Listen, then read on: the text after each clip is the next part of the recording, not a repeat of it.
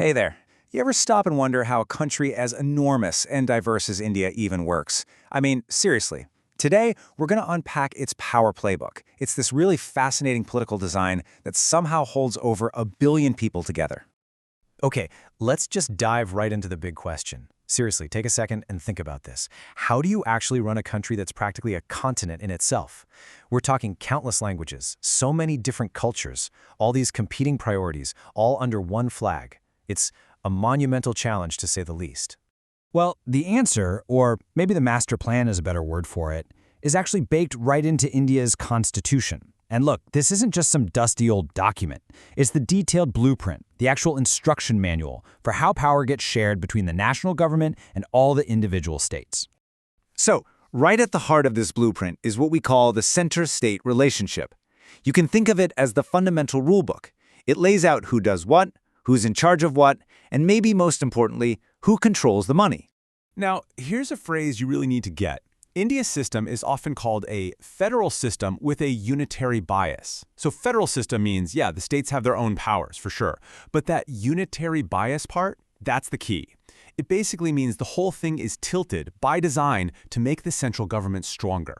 And you can actually see this idea in the very first article of the Constitution. It doesn't call India a federation of states, it calls it a union of states. That's not an accident.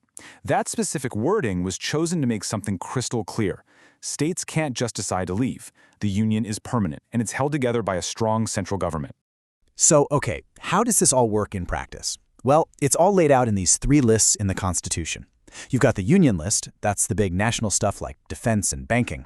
Only the central government can make laws on these things. Then there's the state list for more local issues like the police or public health. And finally, you have the concurrent list. Think of things like education, where both the center and the states can make laws. But what happens if the center and a state both make a law on something from that concurrent list, like education, and the 2 laws contradict each other? Well, here's that unitary bias popping up again. The rule is super simple. The center's law wins. Every time. It's the ultimate tiebreaker, and it really shows you where the power ultimately lies. All right, so this whole center-state relationship is really built on 3 main pillars. It's not just about who gets to write the laws, it's also about who has to carry them out, and of course, how the whole thing gets paid for. So you can basically break the whole relationship down into these 3 areas. You've got legislative, which is all about who makes the laws, then administrative, which is about who implements them, and finally financial, which, as you can guess, is all about the money. Okay, check out this comparison. On the legislative side, things are pretty clear-cut, right? Parliament makes laws here, state assemblies make laws there. But on the administrative side, it gets a lot more interconnected. It's usually the states that are responsible for putting central laws into action on the ground. And to make sure that happens, the center can give them orders they have to follow.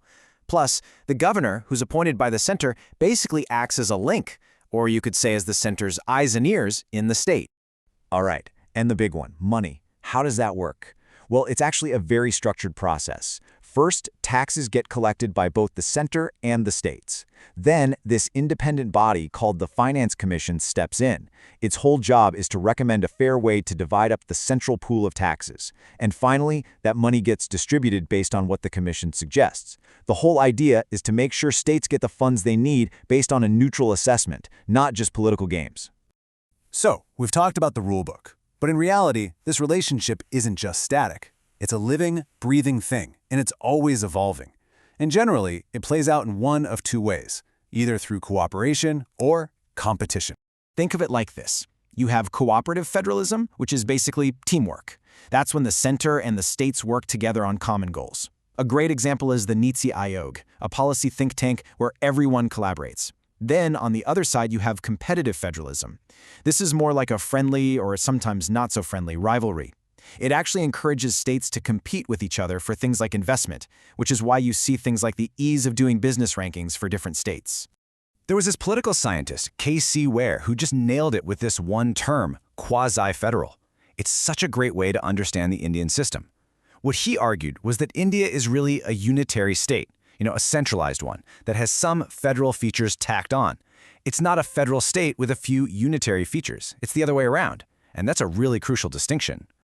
Okay, so that's all the theory and the constitutional stuff, but let's get down to it. Why does any of this actually matter to you? What's the real-world impact on people's everyday lives? Believe me, it matters immensely. Think about Article 356, which is also known as President's Role. This is a huge power where the center can literally take direct control of a state's government during a crisis. Or think about all the disputes between states over river water, like the Kawari River. It's the center that has to step in and play referee. And a massive recent example is the GST system. That tax reform requires constant cooperation and haggling between the center and every single state in the GST Council. And look, we don't even have to go back that far. We all just lived through a perfect, real-world test of this system, the COVID-19 pandemic. Remember? The central government issued the big national guidelines on things like lockdowns, but it was the state governments, their police, their hospitals, their local officials who had to make it all happen on the ground. That was the whole administrative relationship playing out in real time under absolutely incredible pressure. So, when you boil it all down, what's the crucial point? It's this. India's entire system is a constant, delicate, and, yeah, often tense, balancing act.